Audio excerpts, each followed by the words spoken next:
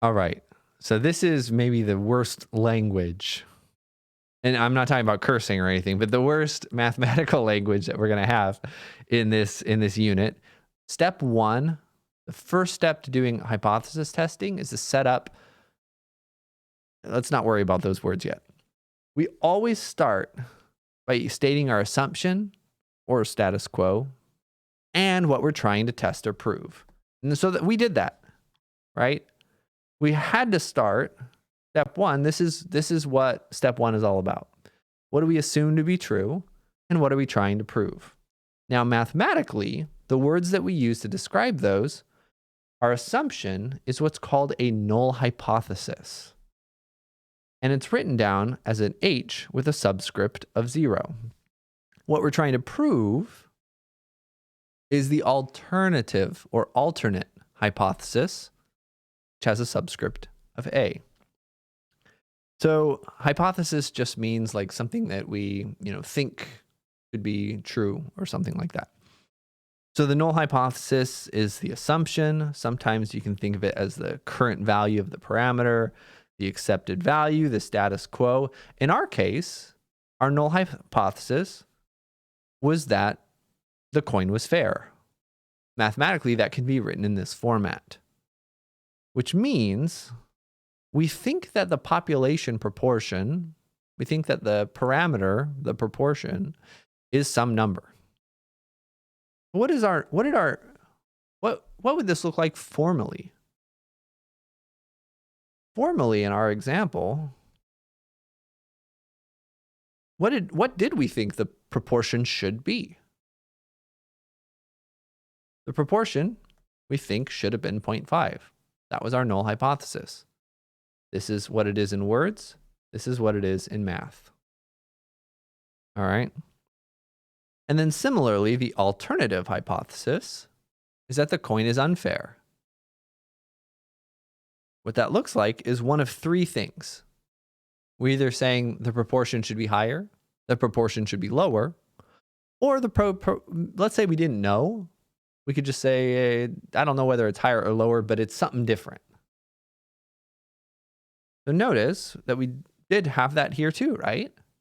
We said heads should be more often than 50% is what we're trying to prove. That would say that the proportion of heads is actually bigger than 50%. You can see we've actually already done that. Okay? So let's now do this. I'm sorry there's so much flipping around in this section. I've experimented with a couple of ways of teaching this, and I think flipping around is a little bit better than the alternate. Helps you see the forest through the trees kind of a thing. So let's get some more practice. Let's look at this example and figure out whether we can figure out what our null and alternative hypotheses are. Again, this is where we write the null hypothesis. Whoa, that was an H? I tried to write an H and I wrote an A instead. So in this situation, we have a company it's developing what it hopes to be better instructions for its customers to set up their smartphones. And the goal is to have 96% succeed. They test the new system on 400 people. It's successful on 376. Is this strong evidence that the new system fails to meet the company goal? Okay, lots of stuff going on here. Let's start with the null hypothesis. The null hypothesis is the assumption, current value of the parameter, or the status quo. What is the status quo? What is the current value? What's a proportion? What's a percent? What's a number here that we have? And the hint is to look at the final question. What are we testing? That's what we're testing, and that's what our assumption is. So sometimes it actually is a little easier to start with what we're testing. What we're trying to test is, are we failing to meet the company goal? And what was the goal? 96%. Oh, so that's our null hypothesis, is to have 96% of customers succeed.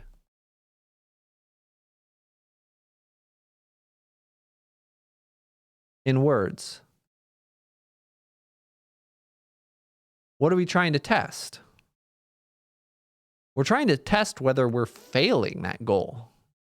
What would failing that goal look like in terms of numbers?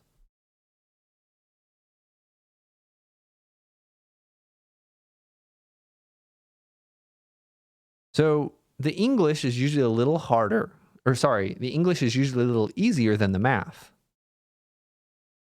But luckily, the math, the null hypothesis will always look like this. And the alternative will always look like one of these.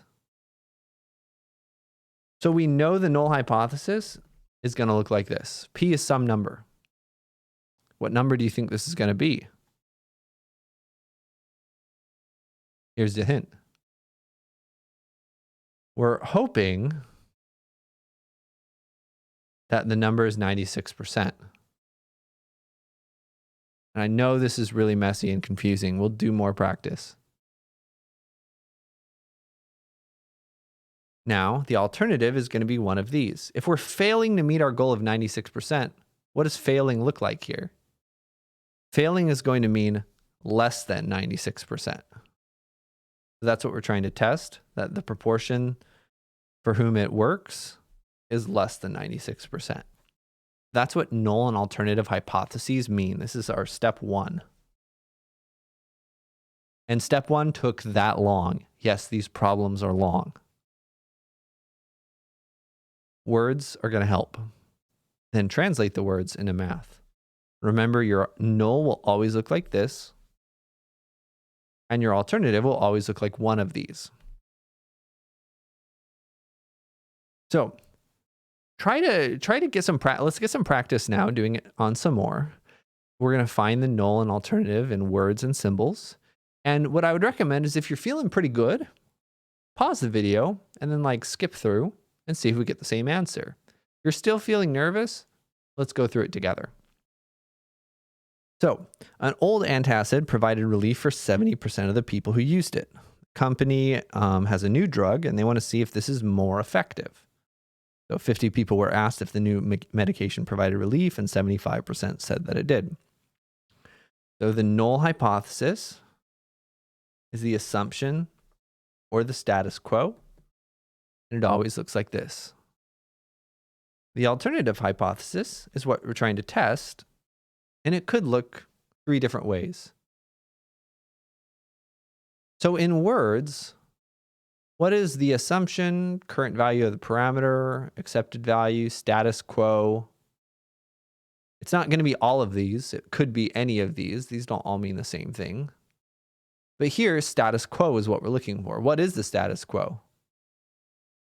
The status quo is the old medicine, right? The status quo is old medicine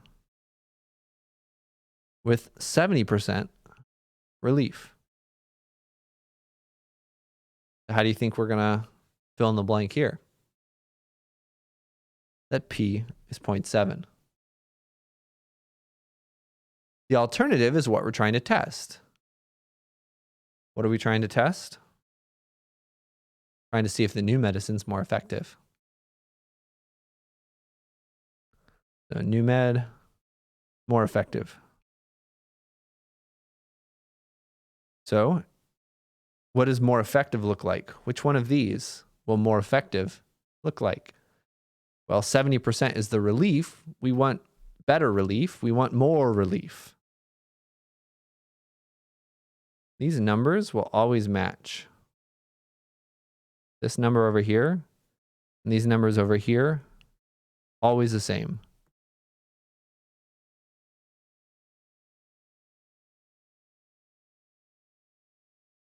As soon as this is 0.7, we know this is 0.7. All right. So if our old medicine is the same, if our new medicine is the same, it will be 70%. But we're hoping is that this new medicine is better. Again, if you're feeling comfortable, try B on your own and pause the video If you're uncomfortable, let's do it together.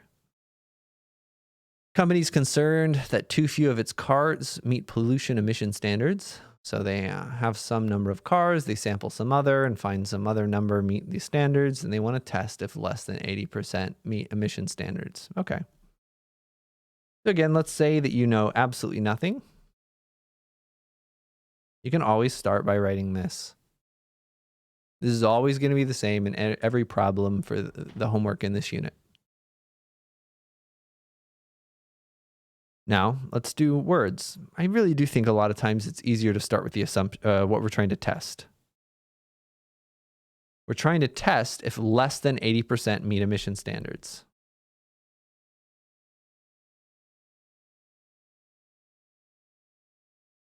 Do less than 80% meet standards?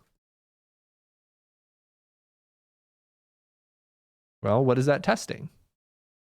That's testing if the proportion of cars that meet standards is less than 80%. And as soon as we do that, we know exactly what goes in here because the numbers are always going to be the same. This is our goal, right? The emission standards.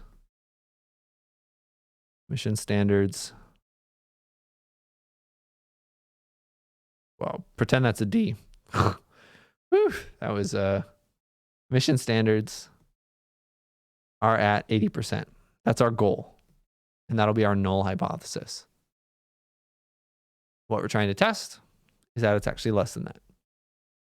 All right, one more practice, and then we'll go on to the next step in the next video.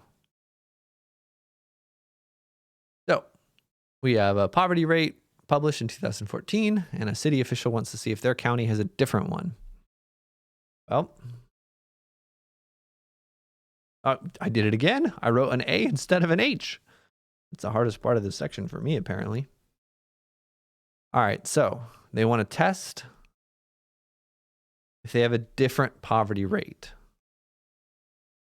So that's going to be our alternative. What we're trying to test. Different poverty rate.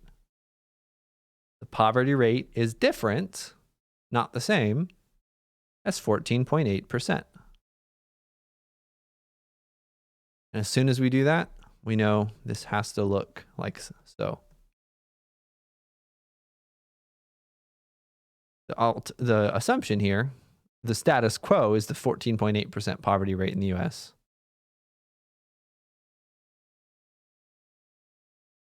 I'm being very relaxed with the wording here because really the math is kind of what we're going for. And the words are just to help us get there. I don't need you to be super precise on the words. Okay, so now we've done a lot of null and alternative hypothesis. Let's remember this is how we do it, but let's remember the reason why we're doing this. We set up these hypotheses because that's how we can start answering the question.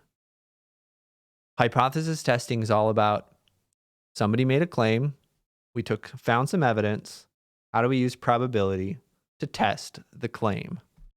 And so in order to begin doing that, we have to be very clear about what we're assuming to be true, because that's how we test. We test according to our assumption. What are we assuming to be true?